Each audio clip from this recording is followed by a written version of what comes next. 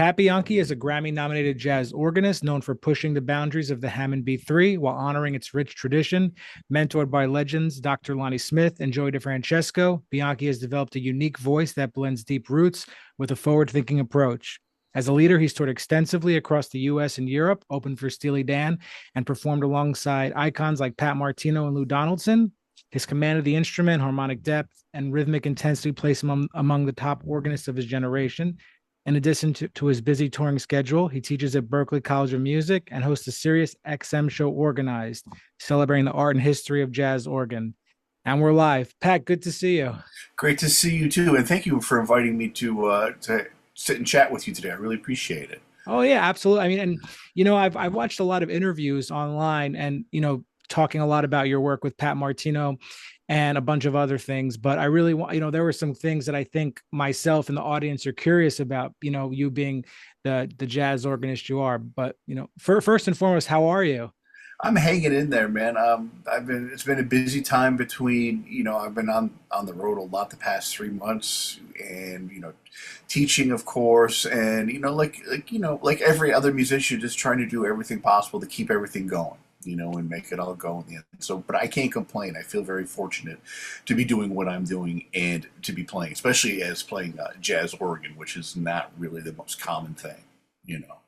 Yeah, I mean, from the outside looking into, let's say someone is just kind of starting their career as a jazz organist, they look to you as someone for inspiration. Seeing all the things you've accomplished and the artists you've played with, are there still things that you want to pursue artistically, like certain goals that you have in mind? Like, oh, I would like to, I wish I could have done this by now, or hope to be doing certain things in the future? Well, I think goals always change as time goes on. So, looking backwards, so to speak, I think for me, I mean, I can't believe some of the stuff I've been able to do. So that's, it's just, it amazes me, whether it be playing with Pat Martino or, spending time with Lou Donaldson's band, getting to work with Joe Locke or all these other different musicians, or Ralph Peterson, who I played in his band for a number of years. You mentioned Steely Dan, all these things. It's just pretty incredible, and for me, like I say, doing it as an organist, music, I really can't ask for more in that respect.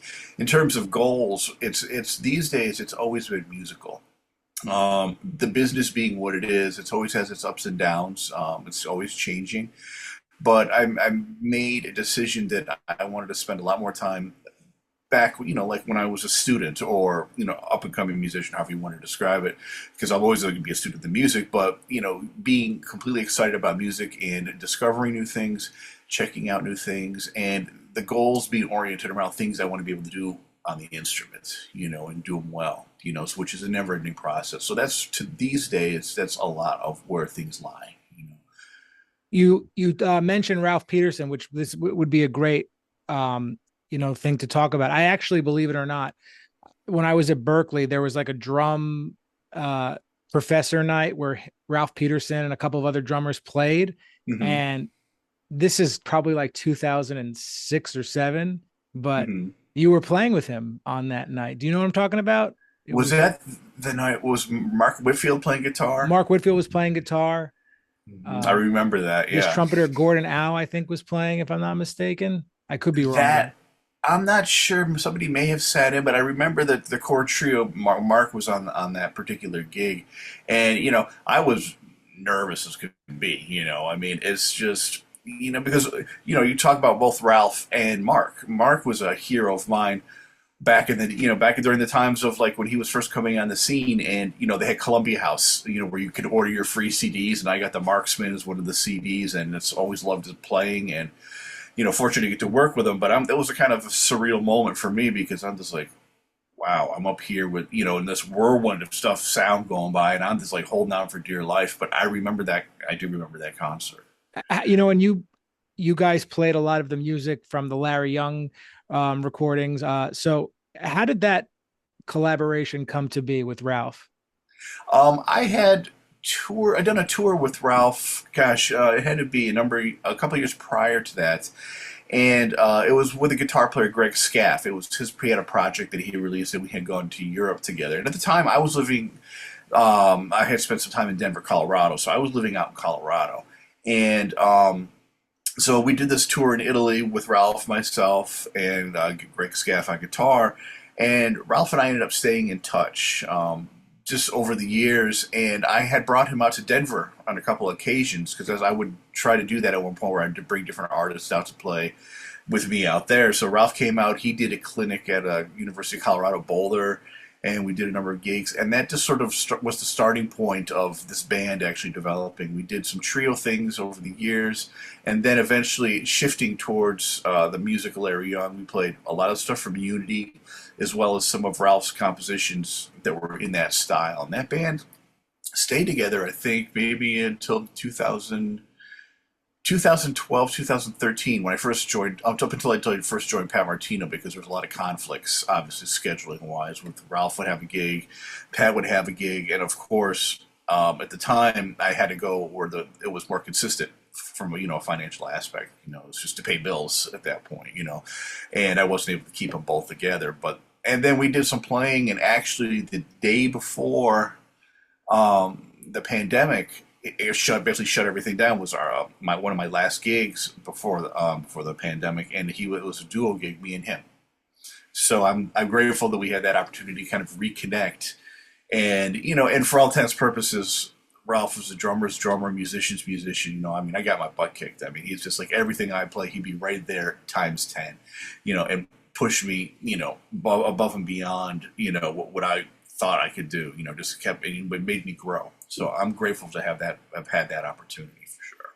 Yeah, I've been to so many concerts over the years, and even just seeing you play with Ralph, and this has got to be around 20 or something years ago. It was something that I still remember and was very, inspired by. And you said that when you were playing that night, you felt a little nervous, playing with Ralph and Mark. Nerves are one of the challenges that people face early on. When they're coming up. What challenges did you face specifically, and how did you overcome them to be the artist you are? Did anything come to mind? Well, I think nerves is a big one because by nature, my personality is very introverted. I'm just generally, I've become better at it. I've had to, but over the years, I've been a very shy person, not always having a lot to say, kind of, not speak unless I'm spoken to, especially when I'm amongst older musicians and things like that. Elements of always second guessing myself. We're human beings too, and I think that's just a natural thing. And I never really feel like, even to this day, I fully had gotten over that. I think it's just something I constantly work on as a person because, it's just part of my personality. Some people are super confident and they're like go out there and do it. They don't care, and well, they don't, they're just confident and then they just go out and do the thing. And others, get nervous. Others second guess themselves, and everybody's different in that respect. But for me, it's something that like I say, to this day, I have no problem saying it's something I work on constantly. And one of the ways I try to do that, especially, post pandemic, is if I'm involved in a project, a gig, a tour, whatever, if you were to call me for something, say, well, we got these 3 dates, then we have a recording session, this and that. My job is before that time to ask you for all the music and do my best to learn it inside and out, so I'm not dealing with yet another thing to put on top of, like, I'm going to have to read through all this and figure this out and this and that. It's like I can go in there and really spend time with the music, especially as an organist, which I'm doing double duty, playing bass, accompanying different, you comp different for everybody. You don't play the same stuff, then you're soloing. I recently I was in a project a couple weeks ago at a gig at the Nash in Phoenix, Arizona, where it's myself, Lewis Nash on drums, Clark Gibson, who's a saxophone player, lives out there, Ashlyn Parker, who's an incredible trumpet player from New Orleans, and a longtime friend of mine, Dan Wilson, on guitar. And they're all heavy hitters. And they're all great people, but you want to go in there and deliver, and for me, especially having the responsibilities I do with the instrument, I specifically asked for all the music ahead of time and just to shed it. So at least I know going up there, I took the time with the stuff and I can take one thing off my plate, so to speak, and be able to focus on other things and be a little bit less nervous, more confident because I put the time in beforehand. Yeah, I think that's something people don't account for. Playing the organ is, you're like you said, you're doing two things at one time, Hmm. and you would want to have the music prior just to be prepared as possible. Have Hmm. you encountered certain situations, where people just put music in front of you on the spot and you're like, oh, like, Oh yeah, this, of course, of yeah, course. I mean, that's always part of it, you know. But if I have the opportunity to have the prior situation where I can give everything be given to me, especially in a situation where it's a concert, so to speak, hmm, and I mean, because I do, there's a difference between like, you've been around here forever. If we're playing, and one of the regular places where you go, you play your shift, so to speak, and everybody's is just hanging out, drinking, and not paying attention. Even though it's a killing band, versus you're playing a club and everybody paid $30-$40, it's a different situation. So I don't sure, mind reading stuff and those things, but when you got 150 people looking at you and a ton of heavies on the stage, it's like accounting for the fact that I'm playing both parts. Every drummer has a different feel, just like every bass player has a different feel. So trying to figure that out. Every horn player, guitar player, comp wants different things comping wise. So it's I'm just breaking it all down, but it's just in the end trying to be as prepared as possible for me really helps to alleviate feeling. It takes a little bit of the edge off, I guess you could say, in terms of being nervous. yeah, great stuff. I'm just gonna change my Wi-Fi really quickly. Give me just one quick second. This is All Jazz. right. We I clicked the wrong Wi-Fi. Give me one sec. Okay, I think we should be back now, right? Yep. Okay, sorry about that. Oh, no problem. But you mentioned the nerves and everything, and you want to be prepared and play as well as possible. Before you play, do you still, you're able to take that pressure off yourself of wanting to, is it more enjoyment now, or it's still Oh slightly? yeah. There's still elements of it. I think is by nature of my personality. Just like everybody has unique traits. There's always an element. Will be there to some degree, but then it's like once you get going and do have to take care of business, so to speak. You don't think about that as much either. You're just Yeah. kind of going to. That's Well, just no, it sounds like you're enjoying it more now than ever. yeah. Oh yeah, for sure, without a doubt. Yeah. So, and you also talked about music being, that's your primary motivator. You just want to always be growing, that Yeah. sort of thing. Yeah. Checking out new stuff. What's on the agenda for you this year of things that you're really looking forward to? In terms of music related things that Yeah, I'm. yeah, Yeah. music or any Yeah. concerts or things you're looking forward to in particular. Um, well, this summer I've slowed my schedule down quite a bit because there's a guitarist Dan Wilson has put together a trio that he wants to start doing gigs with. I guess he kind of called it the Industrial Strength Organ Trio, which features him, myself, and the great Jeff Tain Watts on Whoa. drums. So, and we're looking at doing Dan has some tunes. I have a couple things. Of course, have some of Jeff's compositions, and it's very challenging. Some of the music can be very challenging because, for example, I'm a huge fan of Kenny Kirkland, and that music is not, to me, the easiest thing to pull off on organ, for a couple of reasons. But taking the time to really dive in and figure out how I can make certain things work, these certain songs work on the organ, because the upside of playing piano on certain things is having comping voicings when you're left-handed to play chords.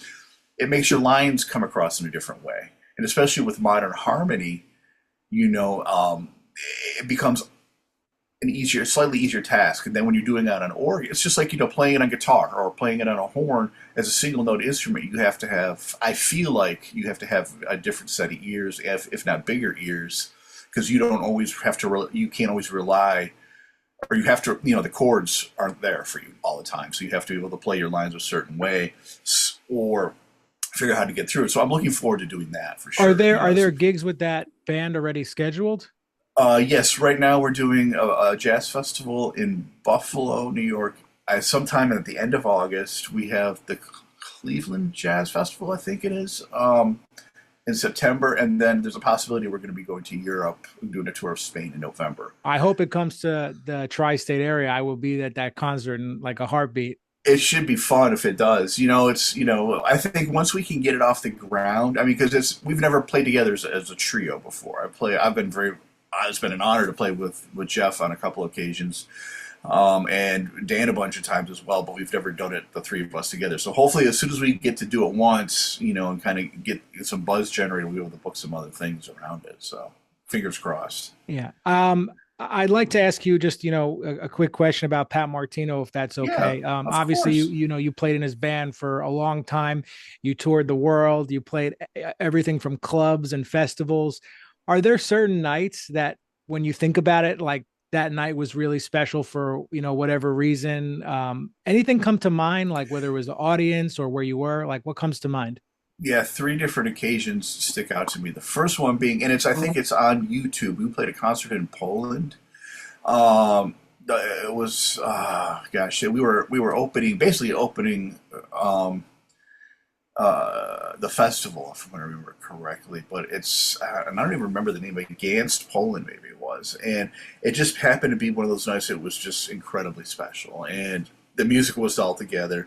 The audience was really into it. And it just, everything fell into place. The full concert's on YouTube, you're saying? Yeah, I'd have I think to look he's wearing a for it. leather jacket, maybe, or something like that. It might be, and I'm playing. It's kind of a funky looking B3. It's all black. It's like kind of broken up, and it's a big stage. We're spread around a little bit, but that might be the one. I'd have to look to double check, but but you can find it for sure. I think it's Gandsk, Poland, if I remember correctly. But it was just a one-off where we flew out there for the concert, and as soon as the concert was done, I had to fly back because I had to play with Tim Warfield, and so it was like nonstop for me doing that. But that night was just an incredible gig. It was pretty amazing. Everything was. What are the other two? You said there were three that stick out. Yeah, the next one that stuck out really for me is in the later years. We played Colorado. We played a place called Mount Vernon Country Club in Denver, and the altitude, Denver is, a mile above 5280 sea level, and this club was still another couple thousand feet above sea level. It was all up in the mountains a little ways. And of course, unfortunately, Pat was dealing with COPD. He was dealing with, breathing issues were always difficult for him, and the altitude just made it unbearable for him. I mean, where he would have to just sit there and be on oxygen, when he wasn't, So we were out, not even sure the gig was going to be able to happen. So we were just going to say, in Pat said, we'll just go up there, do a set, be done. And I don't think he wanted to, he was not going to give up. I mean, he had a handkerchief cleaning his nose, and he was sneezing. He was trying to hold his breath, keep his breath together.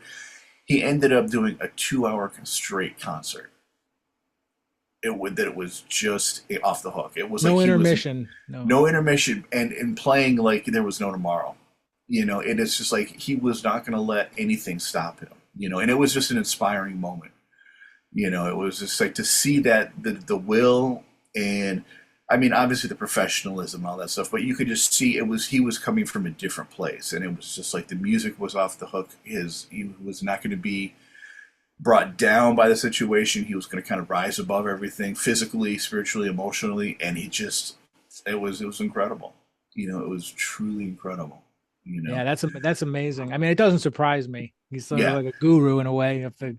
Oh yeah, for sure, for sure. I mean, guitar. I mean, and I mean, he had some pretty different philosophies, and sometimes we can say some of it was kind of out, in certain respects, a little esoteric. Let's just say. Yeah, and it took me a minute before but now I can understand where he was coming from a lot better at this point, and it's like, yeah, I get it. I get it. So that was a second moment, and the third is an all-encompassing moment, because no matter how tired he was, how whatever his mood was, whatever the situation, at the end of all the concerts, he would always make time for people. There'd be a line of people to talk to him and sign records, this and that. He would make time for everybody and, engage with them and have meaningful conversations, and not just be like, oh, I'm done, I got to go home. You see, I wish I knew this about him, because like I used to interact with him via email. And but I never really, I was always like, I don't know, for whatever reason, I just had this, I don't know, starstruck. Oh yeah, I mean, I could totally relate with certain musicians. There's kind of like the holy grail, so to speak, and it's like, we're here, and they're like up here, and it's just like there's that element. I mean, I can relate, but yeah, personality wise, the fact that he was just so giving to everybody, and that appreciated and made time for everybody was really special, because I've seen the other side where artists are like, nah, I'm done. Thanks for coming. That's it. I'll see you later. But he'd sit at the bar and talk with people, so that's really special, and the thing about him too that was special, it's ironic because of this gig I was talking about at the Nash last week. George Benson was there hanging out. Oh, nice. And both Pat and George, there was never any. It never felt like there was any competition. Just love. Music can be a competitive thing, and players, between players, between whatever. But those two, through the course of history, it always seems like they've, as great as both artists are, have had nothing but admiration for each other. I think those guys were like that, even in the 1960s and 70s. Yeah. I believe they were probably like that too, because they used to all hang out. But this is like something like, I mean, maybe that camaraderie and not being competitive, it came more naturally in the past. But now it's like almost like it went the opposite way, and you have to overcome that. Yeah, exactly. I mean, I think I've noticed that so much more as years have gone by. But I look back to these two who basically, I mean, there's been so many incredible musicians throughout history, of course. I mean, so many incredible guitar players. But these two together, to me, and my limited knowledge of jazz guitar, really changed a lot of things about the instrument. Unquestionably.